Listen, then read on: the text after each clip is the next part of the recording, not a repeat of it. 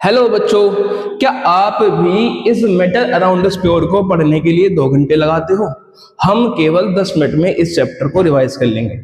आइए देखते हैं। हमने लास्ट वीडियो में पढ़ा था मैटर क्या है, matter is made up of particles, उन पार्टिकल की प्रॉपर्टी क्या है, डिफ्यूजन क्या होता है, Brownian motion, inter conversion of state, evaporation और लेटेंट।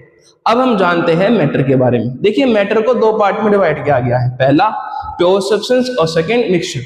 प्योर सब्सटेंस क्या है? ऐसा सब्सटेंस जो किसी एक ही तरह के कॉन्स्टिट्यूएंट से मिलकर बना हो, उसे हम कहते हैं प्योर सब्सटेंस। और मिक्सचर क्या है? ऐसा सब्सटेंस जो बहुत सारे कॉन्स्टिट्यूएंट पार्टिकल से मिलकर बना हो, उसे हम कहते हैं मिक्सचर। अब पढ़ते हैं प्योर सब्सटेंस के बारे में। प्योर सब्सटेंस को 2 पार्ट में डिवाइड किया गया है, एलिमेंट और कंपाउंड। अब एलिमेंट क्या है? देखिए, बेसिक फॉर्म ऑफ मैटर, सबसे बेसिक, जिसे हम और ज्यादा सिंपलर फॉर्म में नहीं तोड़ सकते केमिकली, उसे हम कहते हैं एलिमेंट्स। अब एलिमेंट्स 3 तरह के होते हैं, मेटल्स, नॉन मेटल और मेटलॉइड्स। मेटल्स क्या है? वो जो लस्ट्रस होते हैं, यानी शाइनी सरफेस होती है, वो जिन्हें हैमर करने पर शीट में कन्वर्ट कर सके। मेलेबल, वो जिन्हें हैमर करने पर वायर में कन्वर्ट कर सके। डक्टाइल, और अगर हम हैमर करें और वो साउंड प्रोड्यूस करे। सोनोरस, और good conductor of heat and electricity. Example क्या है? आयरन, गोल्ड, कॉपर, सिल्वर, ये एग्जाम्पल है मेटल्स के। नॉन मेटल्स क्या होते हैं? ऐसे एलिमेंट्स जो होते हैं डल, जिनकी शाइनी सरफेस नहीं होती, अगर हम हथौड़ा मारे तो हिस्सों में टूट जाए। Brittle, poor conductor of electricity and heat. और नॉन सोरस, उन्हें हम कहते हैं non metal. Example oxygen, carbon, sulphur. अब एक होते हैं जिनकी प्रॉपर्टी मैच करती है लगभग दोनों, यानी इन दोनों के बीच में, उन्हें हम कहते हैं metalloids. Example boron, silicon, germanium. अब second part of pure substance है कंपाउंड। एलिमेंट को जब किसी फिक्स रेशो में कंबाइन किया जाता है, जब डिफरेंट एलिमेंट को किसी फिक्स रेशो में कंबाइन करे, तब हम उसे कहते हैं कंपाउंड। अब मान लीजिए पानी है, H2O। अब H2O की प्रॉपर्टी बिल्कुल अलग होती है हाइड्रोजन और ऑक्सीजन से, तो कंपाउंड की जो प्रॉपर्टीज होगी अपने कॉन्स्टिट्यूएंट पार्टिकल से अलग होगी। Example H2O, NaCl, CO2। अब बढ़ते हैं मिक्सचर की तरफ। देखिए, मिक्सचर्स में कुछ इस तरह से है कि पहला है होमोजेनस मिक्सचर। ऐसा मिक्सचर जिसकी कंपोजिशन यूनिफॉर्म हो, उसे हम कहते हैं होमोजेनस मिक्सचर। एग्जाम्पल कीजिए, आपने पानी के अंदर सॉल्ट मिलाया, अब हर सिप में आपको सेम स्वाद आएगा, सेम सॉल्टीनेस आएगी। इसका मतलब कि सॉल्ट के पार्टिकल इक्वली डिवाइडेड है पूरे वाटर में। ऐसे मिक्सचर को हम कहते हैं होमोजेनस मिक्सचर। ठीक है, इसका एग्जाम्पल है सॉल्यूशन। देखिए, सॉल्यूशन को हम कहें तो एक ऐसा होमोजेनस मिक्सचर जिसके पार्टिकल बहुत ज्यादा छोटे होते हैं। Example sugar in water, air, alloy. Alloy क्या है? कि अ होमोजेनस मिक्सचर ऑफ 2 और मोर मेटल्स और नॉन मेटल्स। ठीक है, अब हम इसके कंपोनेंट के बारे में पढ़ते हैं। सॉल्यूशन क्या है? कि 2 या 2 से अधिक कंपोनेंट का मिक्सचर। इसका मतलब कि कुछ कंबाइन हुआ है। ऐसा मानिए कि मैंने शुगर को पानी के अंदर डाला, तो शुगर डिसॉल्व हुई किसके अंदर? पानी के अंदर। तो 2 कंपोनेंट है, एक तो जो डिसॉल्व हो रहा है और दूसरा जिसके अंदर डिसॉल्व हो रहा है। तो इसमें होता है सॉल्यूट। सॉल्यूट क्या? जिसे हम डिसॉल्व करते हैं, जो कम अमाउंट में प्रेजेंट होता है। और सॉल्वेंट, जिसके अंदर सॉल्यूट को डिसॉल्व किया जाता है, लार्ज अमाउंट में होता है। ठीक है, इसके पार्टिकल बहुत ज्यादा छोटे होते हैं, इतने छोटे कि ये लाइट को स्कैटर नहीं करता। देखिए, अगर पार्टिकल लाइट को स्कैटर करे और हमें लाइट का रास्ता दिख जाए, तो उसे कहते हैं टिंडल इफेक्ट। क्योंकि इसके पार्टिकल बहुत छोटे हैं, तो ये टिंडल इफेक्ट नहीं शो करता। ये बहुत स्टेबल होता है और फिल्ट्रेशन से अलग नहीं कर सकता। यहां पर 3 फॉर्मूले आते हैं। सबसे पहला है mass by mass percent, mass by volume percent, volume by volume percent. ऐसा मानिए, जो आगे लिख रहा है वो है सॉल्यूट का, और जो पीछे है वो है सॉल्यूशन का, यानी सॉल्यूट प्लस सॉल्वेंट। तो मास बाय मास परसेंट हो गया mass of solute upon mass of solution into 100%।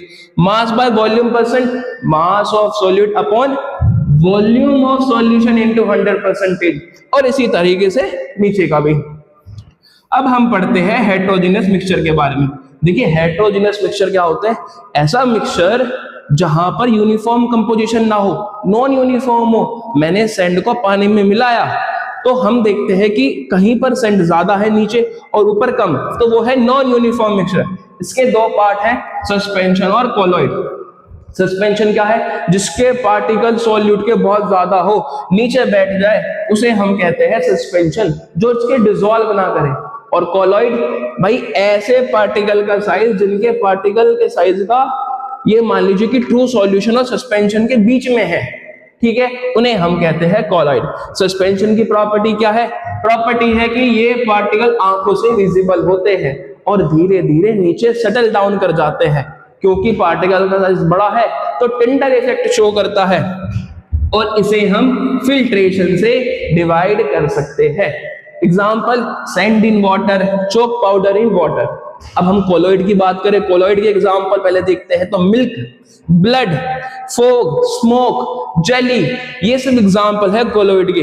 तो आप देख पा रहे हो कि हम मिल्क के पार्टिकल नहीं देख सकते, तो इनविजिबल टू नेकेड आई, लेकिन स्टेबल होते हैं, लाइट को स्कैटर करते हैं, मतलब टिंडल इफेक्ट शो करेंगे, ठीक है। इन्हें भी फिल्ट्रेशन से हम अलग नहीं कर सकते, लेकिन सेंट्रीफ्यूगेशन से अलग कर सकते हैं। ये सेंट्रीफ्यूगेशन क्या है? मतलब कोई तरीका है जिससे हम डिवाइड कर सकते हैं सॉल्यूट और सॉल्वेंट को। इन्हीं टेक्निक के बारे में पढ़ते हैं आगे। देखिए सबसे पहले देखते हैं, देखिए सबसे पहले इवोपरेशन। इवोपरेशन में क्या है भाई? इवोपरेशन में ऐसा है, आप सोचिए कि आपको नमक को अलग करना है सी वाटर से, ठीक है, मतलब आपको वोलाटाइल कंपोनेंट अलग करना है नॉन वोलाटाइल से, तब आप इवोपरेशन का यूज करोगे। फिल्ट्रेशन क्या है कि भाई अगर जो आपके पार्टिकल है, सॉल्यूट है, साइज बड़ा है, तो हम उसे वाटर से फिल्ट्रेशन से अलग कर सकते हैं यूजिंग फिल्टर पेपर। सेंट्रीफ्यूगेशन क्या है? देखिए जब पार्टिकल की डेंसिटी अलग अलग हो, ऐसे में हम सेंट्रीफ्यूगेशन का इस्तेमाल कर पार्टिकल्स को अलग अलग कर सकते हैं। एग्जांपल, बटर को अलग करना मिल्क से। सेपरेटिंग फनल का हम यूज करते हैं अगर दो लिक्विड इमिसिबल है, डिसॉल्व नहीं हो सकते, तब हम यूज करेंगे सेपरेटिंग फनल। अगर एक कंपोनेंट सबलाइन है, मतलब सॉलिड से गैस में कन्वर्ट होता है, तब हम यूज करेंगे सब्लिमेशन। क्रोमेटोग्राफी, मान लीजिए किसी सॉल्वेंट के अंदर दो सॉल्यूट हैं, दोनों ही डिसॉल्व हो सकता है, लेकिन उनकी सॉल्युबिलिटी पावर अलग अलग है, तो ऐसे केस में हम क्रोमेटोग्राफी यूज करते हैं। एग्जांपल, इंक की जो डाई होती है उन्हें अलग करना। डिस्टिलेशन, अगर दो लिक्विड है, दोनों डिसॉल्व हो सकते हैं, लेकिन उन दोनों के बीच जो उनका बॉइलिंग पॉइंट है डिफरेंस ज्यादा है, तब हम उन्हें अलग करते हैं डिस्टिलेशन। और अगर कम है तो फ्रैक्शनल डिस्टिलेशन। अब हमने पढ़ा था सोल्ट को सी वाटर से अलग करने के लिए इवापोरेशन, पर अगर शुगर हो तो शुगर जो है ब्लैकिश हो जाएगा, फूक जाएगा, तो उसके लिए हम यूज करते हैं क्रिस्टलाइजेशन। और कॉपर सल्फेट के लिए भी हम यही प्रोसेस इस्तेमाल करते हैं। ये था आपका चैप्टर 1। एक बार इस माइंड में आपको देख लीजिए, मैं थोड़ा सा साइड में हो जाता हूं।